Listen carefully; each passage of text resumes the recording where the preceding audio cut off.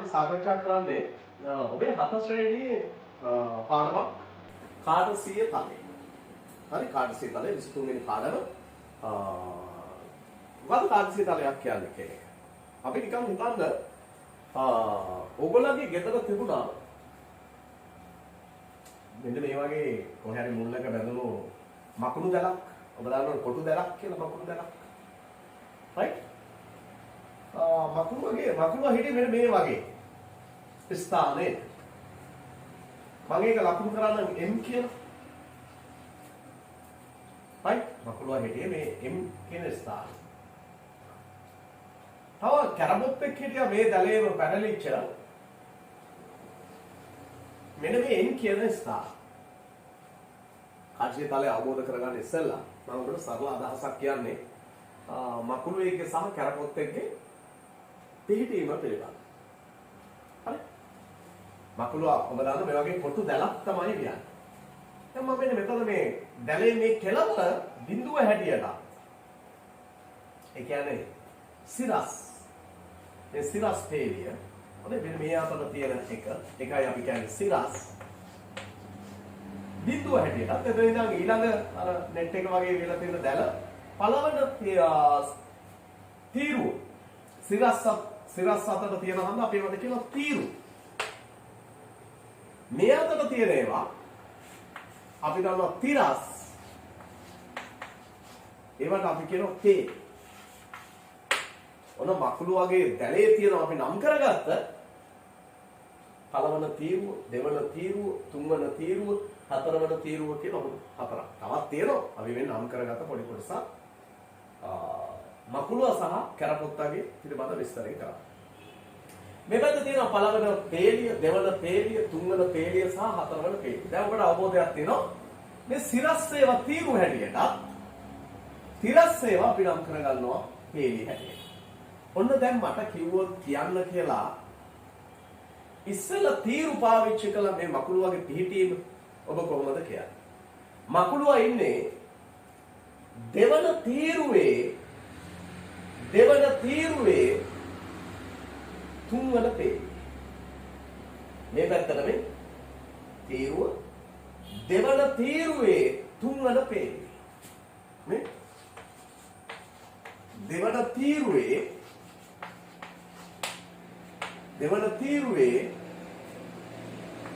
තුන්වන පේලිය. මකුළුවා M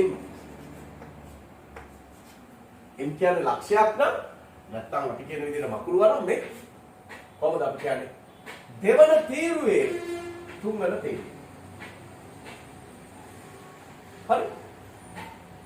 දැන් අපි ඊළඟට බලන්න N ගැන කැරපොත්ත ගැන අපි විස්තරය කරමු. හරි? මේක මට කෙටියෙන් ලියන්නකොත් අපි ඒකල් ලියලා කොහොමද? 2 3 මේ පැත්තේ ආගේ 2 මේ පැත්තේ ආගේ 3 2 3 N ගේ පිහිටීම කෙටියෙන් අපි ලියුවොත් සුළු වර්ණයක් ඇතුළේ ලියන්න 2 3. දැන් අපි N ගේ පිහිටීම විස්තර කරගන්න. ඒක පටන් ගන්න ඉස්සෙල්ලා පේලි වලින් ඈ මේ බලන්න පළවන පේලියේ දෙවන තීරුවේ මෙන්න බලන්න පේලිය අංක 1 පළවන පේලියේ දෙවන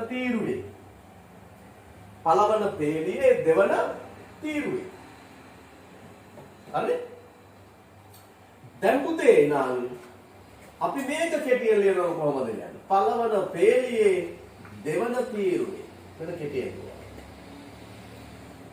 හරි මෙන්න මේ වගේ ලක්ෂයක එහෙම නැත්නම් ස්ථානයක පුජ්‍යලයක පිහිටීම විස්තර කරන්න මේක ටිකක් දියුණු කරලා 1937 ගණිතඥයෙක් ප්‍රංශ ජාතිකයෙක් රෙනේ ඩේකාර්ට්ස් කියලා පුතේ එයා ඉදිරිපත් කරනවා කාටසීය තලය. මොකක්ද අපි ඒකට කියන්නේ? කාටසීය තලය. මේකට කියනවා තව නම කණ්ඩායම් තලය කියලා. හරි? තව සමහර තැන් අවස්ථාවලදී පාවිච්චි කරන නම කාටසියානු අක්ෂ තලය කියලා. මේකමයි. හරි? මේ මකුණු දැලමයි. හිතන්න අපි මේක මෙන්න මේ අතට ටිකක් ඉස්සරහට යනවා ඊතලයේ. මේ අතට යනවා ඊතලයේ. හරි? මෙන්න මේ අපි මේ පැත්තට නම් කරපු පේලි මේ පැත්තට නම් කරපු පේලි අපි යාට කියනවා x අක්ෂය. මෙන්න අපි තීරු නම් කරා y අක්ෂය. මේ ආරම්භක අවස්ථාව. right? මම තවදුරටත් මේක හොඳින් ඩේකාර්ට්ස්ගේ කාටසීය තලය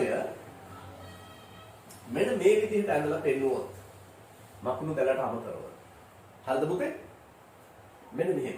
ඔබ දන්නවා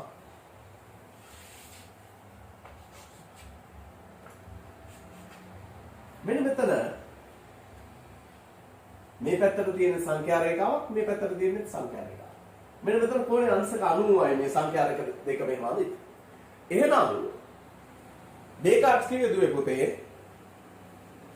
එකිනෙකට ලම්බකව අදින සංඛ්‍යා රේඛා දෙකක් තමයි මොකක් කියලාද? කාටසීය තලය කියන්නේ.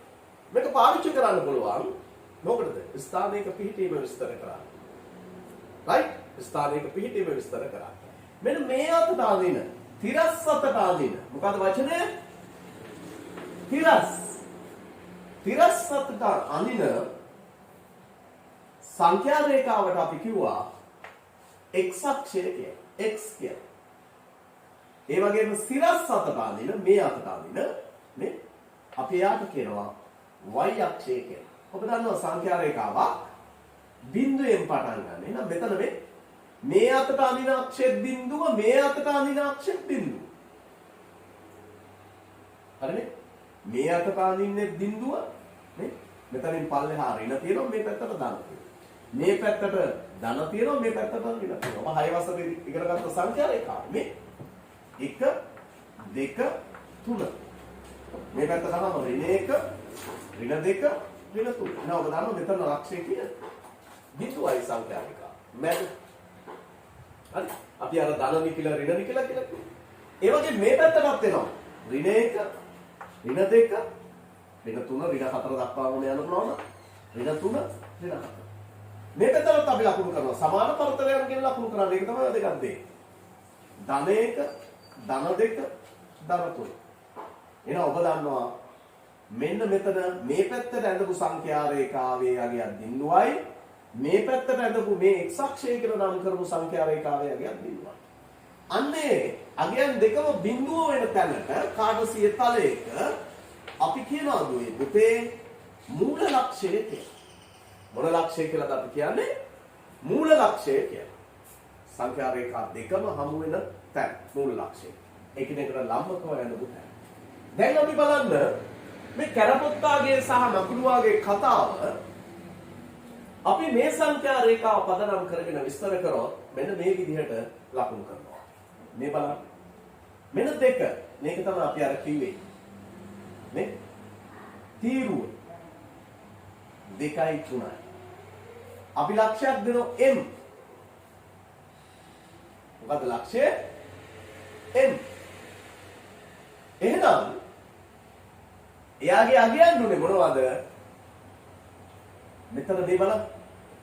මේ පැත්තට ගියාම 2 මේ පැත්තට ගියාම 1. මෙන්න මේ m වල අගය මේ පැත්තට ගියාම 2 මේ පැත්තට ගියාම 3. 2යි 3යි. හරි. කාටසීය තලයක මෙන්න මෙහෙම ස්ථානයක පිහිටීම ලකුණු කරාම ඒ පිහිටීම විස්තර කරද්දී දුර පුතාලා මතක තියාගන්න ඕන ඉස්සෙල්ලා කියවෙන්නේ x අක්ෂය අගය. ඉස්සෙල්ලා ලියන්නේ x අක්ෂය අගය. ඊට පස්සේ ලියන්නේ y අක්ෂය අගය.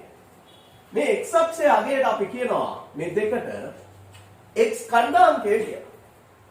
මේ y අක්ෂය මේ පැත්තෙන් ගත්ත අගයට අපි කියනවා y කණ්ඩාංකය කියලා. එහෙනම් මේ m කියන ලක්ෂය අතන අපි කිව්වේ මකුළුව කියලා. m කියන ලක්ෂයේ x කණ්ඩාංකය 2යි y කණ්ඩාංකය 3යි. මෙන්න මේකට අපි සම්පූර්ණයෙන්ම ගත්තාම කාටසීය අක්ෂතලයක පුතේ කියනවා m ලක්ෂයේ කණ්ඩාංක කියලා. ඉස්සෙල්ලා ලියන්නේ මොන කණ්ඩාංකයද? x කණ්ඩාංකය. පස්සේ ලියන්නේ y කණ්ඩාංකය. මේකට අපි x කණ්ඩාංකය සහ y කණ්ඩාංකය ලිව්වහම අපි අර නමක් දෙනවා පටිපාටිගත යුගල කියලා. කාටසීය තලයක ලක්ෂයක කණ්ඩායම් හඳුන්වනවා කවුරු කියලාද? පටිපාටිගත යුගල. මේ යුගලයක් තුල දුවේ පුතේ තියෙනවා මොනවද? x කණ්ඩායමක් සහ y කණ්ඩායමක්. නේ? මේකේ x කණ්ඩායමකේ කීයද? x කණ්ඩායමකය 2යි නේ? 2යි x කණ්ඩායමකේ නේ? y කණ්ඩායමකේ කීයද? 3යි. y කණ්ඩායමකය 3යි. එහෙනම් පටිපාටිගත යුගලයක් ඇතුලේ මොනවද තියෙන්නේ? x කණ්ඩායමක සහ y කණ්ඩායමක. right? අපි තව ලක්ෂයක් ගමු. n කියන ලක්ෂය අපි ඉස්සරහට වාජනය කරේ. අපි තව ලක්ෂයක් ගැන හිතමු මේ කණ්ඩායමක තලයේ. හිතන්න මම මෙන්න ලක්ෂය අපි හිතමු මෙතන තියෙනවා k කියලා. දැන් මොකද අපි කරන්නේ? ඉස්සෙල්ලා මේක පටිපාටිගත යුගල් ලෙස ලියන්න මේ k ලක්ෂයේ පිළිදෙම විස්තර කරන්නේ කොහොමද? ඉස්සෙල්ලාම ලියන්නේ කවුද? k ලක්ෂය ලියනවා නම් x කණ්ඩායමකේ බලන්න. x කණ්ඩායමකේ හොයන්නේ මෙන්න x අක්ෂය. ඍණ 2යි. නෑ x කණ්ඩායමකේ ඍණ 2යි. දැන් බලන්න අපි ඊළඟට බලන්නේ කවුද? y කණ්ඩායමකේ බලනවා මෙන්න y අක්ෂය. පළෙහා දිශාව ඍණ ඉහළ දිශාව ගන්න. නේ? එතකොට මෙන්න මෙතනින් බැලුවාම ඍණ 3යි. එහෙනම් y කණ්ඩායමකේ කීයද? ඍණ 3යි. එහෙනම් දැන් k ලක්ෂයේ කණ්ඩායම අපි ලියන්නේ කොහොමද? k ලක්ෂයේ කණ්ඩායම සුළු වර්ණයක් ඇතුළේ ඉස්සෙල්ලා x කණ්ඩායමකේ ලියනවා ඍණ 2යි. ඊළඟට y කණ්ඩායමකේ ලියනවා දුවේ පුතේ ඍණ 3යි. එහෙනම් පටිපාටිගත යුගලයක් ලියද්දී ලක්ෂයක කණ්ඩායම ලියද්දී ඔබ මතක තියාගන්න ඕන ඉස්සෙල්ලාම ලියන්නේ මොන කණ්ඩායමකේද? x කණ්ඩායම. ඊළඟට ලියන්නේ මොකද්ද දුවේ පුතේ? y කණ්ඩායම. මම හිතනවා දැන් ඔබ ලක්ෂයක කණ්ඩායමක ලියන විදියට පැහැදිලි. අපි ඒක සම්පූර්ණයෙන් ලියුවහම කියන්නේ කවුරු කියලාද? පටිපාටිගත යුගල්. පටිපාටිගත යුගල. පටිපාටිගත යුගලයට තමයි x කණ්ඩායම කියන්නේ y කණ්ඩායම කියන්නේ. ඒක සම්පූර්ණයෙන් මෙන්න මේ විදිහට ලියන්න. right? අපි තව විස්තර කරගමු මේක. තව අවබෝධ කරගන්න. හොඳයි. දැන් මට දෙනවා මෙන්න මේ වගේ ලක්ෂයක් a කියන. මෙන්න y අක්ෂය මත තියෙන්නේ ලක්ෂය. y අක්ෂය මත තියෙන්නේ ලක්ෂය. හරි? දැන් මට කියනවා මෙයාගේ කණ්ඩායම ලියන්න කියලා. පටිපාටිගත යුගලයක් ලෙස මේක ලියලා දෙන්නවා. දැන් අපි බලමු ඉස්සෙල්ලා ලියන්නේ a මෙන්න ලක්ෂය මෙන්න බලන්න. කොහොමද අපි කියවගන්නේ? x කණ්ඩායමකේ කීයද y කණ්ඩායමකේ කීයද කියලා. දැන් ඔබ දන්නවා මෙතන කීවද මේ බලන්න. x අක්ෂයට ගිහිල්ලානේ අපි මෙතනට එන්නේ. ඍණ 2යි. එහෙනම් දැන් x අක්ෂයට ගිහිල්ලා මෙතනට එනවා නේ. මෙතන ඉඳන් ඉහළට ගිහිල්ලා බලනවා. x අගය කීයද? මෙතනදී මේ බිඳුවයි. x අගය බිඳුවයි. y අගය කීයද? මෙතන පෙන්නනවා ඒක කීයද? 2යි. එහෙනම් බිඳුව 2. ඒ ලක්ෂයේ කණ්ඩායම මොකද්ද? බිඳුව 2. ඔබ විස්තර කරගන්න, ඔළුවට දාගන්න. කාරණේ y අක්ෂය මතදී හැමතිස්සෙම x වලට අගයක් නෑ දුවේ පුතේ. මොකෝ y අක්ෂයේ තියෙන මූල ලක්ෂය හරහා. මූල ලක්ෂය කියන්නේ x වල අගය බිඳුව වෙන තැන. හරි? එහෙනම් y අක්ෂය මත ඕනෑම කණ්ඩායමකයක් අපිට ලියන්න ලැබෙන b කියලා. x වල අගය බිඳුවයි. y වල අගය තමයි අපි හොයලා ලියන්න. මෙතන නම් කිව්වේ ඍණ 2යි. මෙතන නම් කිව්වේ බිඳුවයි ඍණ 3යි. මෙතන නම් කිව්වේ බිඳුවයි ඍණ 4යි. මෙතන නම් කිව්වේ බිඳුවයි ධන 1යි. ඇයි y අක්ෂයේ මතදී හැමතිස්සෙම x අගයක් නෑ. x වල අගය කීයද? බිඳුවයි. දැන් ඔගේ අනිත් පැත්තට හිතන්න දුවන පුතාලා. හැමතිස්සෙම මේකේ අනිත් පැත්ත. මෙන්න මේ වගේ ලක්ෂයක් මට දෙනවා. මෙන්න මෙතන. දැන් කියනවා අපට අපි તો මේක b මේක c. මෙන්න b හා c ලක්ෂවල කණ්ඩායම් ලියන්න. b හා c ලක්ෂවල කණ්ඩායම්. දැන් ඒක කතා ඉවරයි. b හා c. දැන් මොකද වෙලා තියෙන්නේ? මෙන්න මෙතන. x ගේ පේන හොඳටම 2යි. x ගේ පේන. හැබැයි y ගේ හොයන්න අපි y ගේ හොයන්නේ කොහොමද? මේ පැත්තට ඇවිල්ලා y හම්බ වෙනවා. මේ පැත්තට ඇවිල්ලා y අක්ෂය හම්බ වෙනවා. නමුනම් කීයද මෙතන අගේ? බිඳුවයි. එහෙනම් අපි x අක්ෂයේ මතදී ලියනකොට මේ බලන්න x තාගයක් තියෙනවා y වලගේ බිඳුවක්. නේ? එහෙනම් b ලක්ෂයේ කණ්ඩාංක කවුද? 2යි බිඳුවයි. c ලක්ෂයේ කණ්ඩාංක දැන් කොහොමද කියන්න පුළුවන් ළමයෙකුට නේ? c ලක්ෂයේ කණ්ඩාංක මොකද දුවේ පුතේ? c ලක්ෂයේ කණ්ඩාංක බලන්න. මොකද වෙලා තියෙන්නේ? x තාගයක් තියෙනවා නේ. මොන එකයි? ඍණ 1යි. y තාගයක් තියනවද නැහැ? මෙතන ඉඳන් මෙතනට ගියාම ඒ බිඳුවයි. එහෙනම් හැමතිස්සෙම x අක්ෂයේ මතදී y ට තියෙන කණ්ඩාංකය කීයද? බිඳුවයි. y අක්ෂයේ මතදී x ට තියෙන කණ්ඩාංකය කීයද? බිඳුවයි. ඔබ මේ තොරතුරුත් එක්ක ඔබේ පෙළ පොතේ අභ්‍යාස කරන්න තවදුරටත් ඔබට එතකොට වඩාත් හොඳින් දුවේ පුතේ මේ පාඩම අධ්‍යයනය කරලා අවබෝධ කරගන්න පුළුවන්. එතකොට මම මෙන්න මෙහෙම ලක්ෂ ටිකක් දෙනවා. ඔබ කාර්සී අක්ෂතලයක් ඇඳලා මෙන්න මේ ටික ලකුණු කරන්න ඕන. හොඳයි? මම මෙන්න මේම ලක්ෂ ටිකක් දෙනවා. A 0.3 එකම කාර්සී අක්ෂතලයක තමයි ඔබ මේව ලකුණු කරන්නේ. B ගානක් මේක. ඍණ 2යි ඍණ 1යි. C කියන ලක්ෂයක් තියෙනවා. ඍණ 3යි ඍණ 3යි. හරිද? D කියන ලක්ෂයක් තියෙනවා. ඍණ 4යි බිඳුවයි. මෙන්න මේ ටික ඔබ කාර්යසිය තලයක් ඇඳලා හරි? ඒක එතකොට x අක්ෂය ඔබ ගන්න ඕන කැමති අගයක්. ඔබට පුළුවන් මේ පැත්තට ගන්න 1 2 3 4 5. මේ පැත්තට ගන්න ඍණ 1 ඍණ 2 ඍණ 3 ඍණ 4 5 දක්වා ගන්න ඕන. මේ පැත්තට ගන්න y අක්ෂය මේ x අක්ෂය. මේ පැත්තට ගන්න ධන 4 ධන 5 දක්වා. මේ පැත්තට ගන්න එහෙම අරගෙන මෙන්න මේ ලක්ෂ ටික අර පෙළ පොතේ අභ්‍යාස වලට අමතරව ලකුණු කරන්න මගේ WhatsApp අංකයට මට පර්සනල් දාන්න. අපි දන්නවා ඔයගොල්ලන්ගේ WhatsApp අංකය අපේ තිරේ දිස් වෙනවා. ඒ අතරතුර ඒකත් අපහැදිලා නම් කාට හරි 0.77යි 4යි 31යි 33යි 34. හරි? මෙන්න දුරකථන අංකේ 0.77යි 4යි 31යි 33යි 34ට WhatsApp කරන්න මේක ලකුණු කරන්න. right? දිනපතා වීඩියෝ නරඹන්න. ඔබ අලුත් කෙනෙක් නම් අනිවාර්යයෙන් අපේ YouTube එක subscribe කරන්න. පාඩම් ටික ආවරණය වෙනවා පුතේ. අපූර්වට ගැටලුවක් තියෙනවා නම් මට WhatsApp මගින් දන්වන්න. අපි නොමිලේ කරන පන්ති සඳහා ඔබට නැවතවරක් අපි ආරාධනා කරනවා. 6 සහ 7 ශ්‍රේණිය අපි කරන්නේ බ්‍රහස්පතින්දා රාත්‍රී 7ට.